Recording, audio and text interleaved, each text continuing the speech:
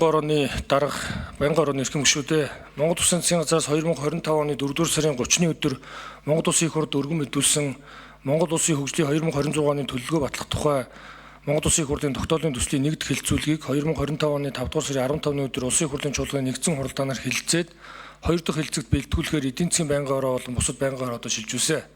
Тогтоолын төслийн байнгын орооны болон чуулганы нэгдсэн хуралдаанаар хэлэлцүүлэх бэлтгэл ажлыг хангах санал төвлөлийн төсөл боловсруулах үүргүүхийн ажлын хэсгийг миний бие ахалж гишүүдэд улсын их хурлын гишүүн Д Батбаяр, Эр Батуулд, О Батнайрамдал, Иш Бямс Сүрэн, Г Ганбаатар, Г Лусан Жамц, Б Мөнх Соёл, Г Очрууд, Ил Соронзон болдын инх төвшин нарын бүрэлдэхүүнтэй байгуулан ажилласан.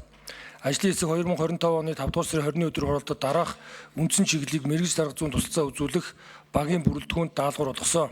Үүнд 2025 оны хөгжлийн төлөвлөгөөнд тусгацсан боловч 2026 оны төлөвлөгөөний төсөл тусгатаагүй төсөл арга хэмжээний жагсаалт болон эхлүүлсэн боловч зарцаагдсан төсөл арга хэмжээ бүтээн байгуулалтын ажлын талаар танилцуулгыг бэлтгэх.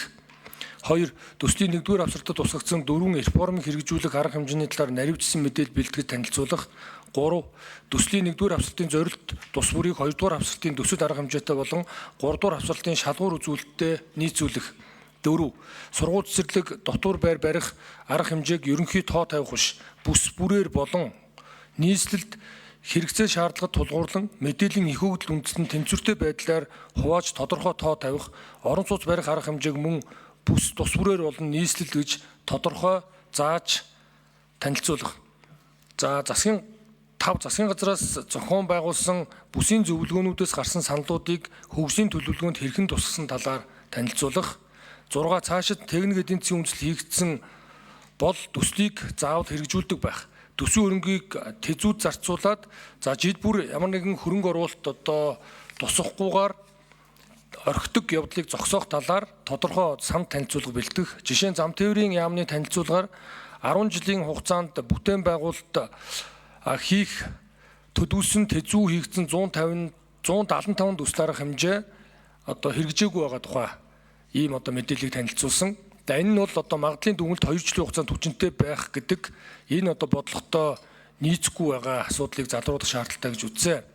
За ажлын хэсэг 2025 оны 5 дугаар сарын 22-ны өдрийн хуралдаанаараа хөгжлийн 2026 оны төлөвлөгөө батлах тогтоолын төслийг хөгжлийн бодлого төлөвлөлт түүний удирдлагын тухай хууль, Алсын хараа 2050 Монгол Улсын урт хугацааны хөгжлийн бодлого, Монгол Улсын засгийн газрын 2024-өөс 28 оны үйл ажиллагааны хөтлөөр батлах тухай тогтоол болон холбогдох бусад хууль тогтоомж эрх зүйн баримтцыг заасан шаардлагад нийцүүлэн нэг үржилтэн санал хурааж залруулж энэхүү байнгын орооны хуралдаанд танилцуулж байна. Түүнчлэн ажлын хэсгээс болон улсын хурлын гишүүдээс ирүүлсэн зарчмын зөрүүтэй 100 саналыг дээрх хуулийн шаардлагад нийцүүлэн бэлтгэж Монгол Улсын их хурлын чуулганы хуралдааны дэгийн тухай хуулийн 66 дугаар зүйлийн 66-гийн 2 дахь хэсэг заасны дагуу та бүхэндээ танилцуулж байна. Цаашид анхаарах зүйлийн талаар 5 саналыг дэвшүүлье. 1-р хөгжлийн жилийн төлөвлөгөө боловсруулах ажлын хэсэгт хангалттай ажиллах хугацааг гаргаж өгөх шаардлагатай. 2-т хөгжлийн бодлого төлөвлөлт түүний удирдлагын тухай хуульд засгийн газар Монгол Улсыг хөгжүүлэх 5 жилийн үндсэн чиглэлийн хугацаа дуусгар болохоос буюу энэ 2025 оны 8 дугаар сарын 28-ны өдрөөс 4 сарын өмнө энэ 5 жилийн хэрэгжлийн үнэлгээг улсын их хурл танилцуулна гэсний дагуу 2025 оны 4 дугаар сарын 28-наас өмнө тайлагнах байсан тайланг одоогоор улсын их хурлд ирүүлээгүй байна. 3 дугаарт засгийн газар Монгол Улсын хөгжүүлэх 5 жилийн үндсэн чиглэлийн төслийг өмнөх үндсэн чиглэлийн баримт бичиг дуусгар болохоос өмнө 2 сарын өмнө буюу 2025 оны 8 дугаар сарын 28-наас өмнө 6 дугаар сарын 28-ны өдөр улсын их хурлд мэдүүлнэ гэж заасны дагуу энэ хугацаанд багтаж өргөн мэдүүлэх шаардлагатай. 4. Дээрх төслийг өргөн мэдүүлэхдээ хууль заасны дагуу Монгол Улсыг хөгжүүлэх 5 жилийн үндсэн чиглэлийг хэрэгжүүлэх шаардлагатай хөрөнгө оруулалтын төсөл арга хэмжээг төсөв санхүүгийн тооцоо их усүртэй нь уягдуулан наривчлан төлөвлөж хавсаргах. 5. Эдийн засгийн хөгжлийн яам хөгжлийн төлөвлөгөө боловсруулалтаа холбогдох яамд байгууллагаас санал авахдаа зорилго түүнийг хангаж ирсэн төсөл арга хэмжээг салбар бүс нутаг байршил санхүүжилтийн их усүр зэргээр задаргаагаар наривчлан боловсруулж салбар яамдын сандыг аваад зөвхөн нэгтгэх биш.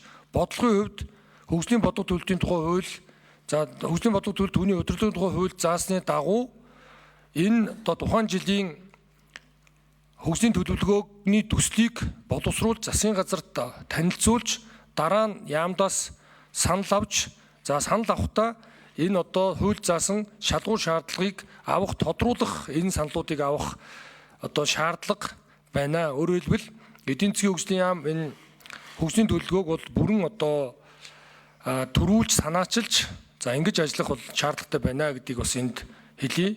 Ингээд Монгол Улсын хөгжлийн 2026 оны төлөвлөгөө баталгах тухай Монгол Улсын их хурлын тогтоодны төслийн талаар ажлын хэсгээс гаргасан зарчмын зөрүүтэй саналыг хэлэлцэн шийдвэрлэж өгөхнийг та бүхнээс хүсье.